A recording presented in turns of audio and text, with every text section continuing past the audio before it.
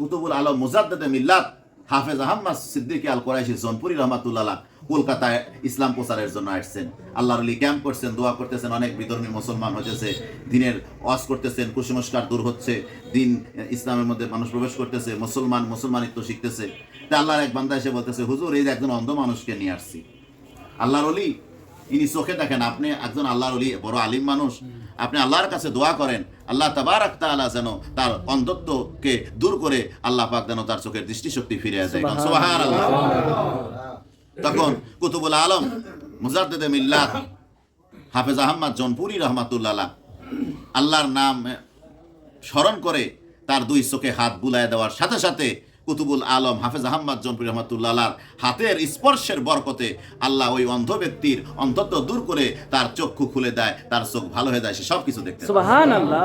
এর কি দ্বারা সম্ভব হয়েছে? নবী সাল্লামের পূর্ণ ওয়ারিস ছিল, সে হক্কানি আলিম ছিল, আল্লাহর ওলি ছিল, হ্যাঁ, আল্লাহ রসুলের কথা মেনে চলছে। এজন্য আমরা মেনে চলি, ওলিউল্লাহদেরকে ভালোবাসি, নবীর আদর্শ মেনে চলি, আল্লাহ রসুলের হুকুম মেনে চলি। আল্লাহ কবুল করুন, বলেন আমিন সুম্মা আমিন। ওয়া আখিরি দাওয়ানা আনিল হামদুলিল্লাহি রাব্বিল আলামিন।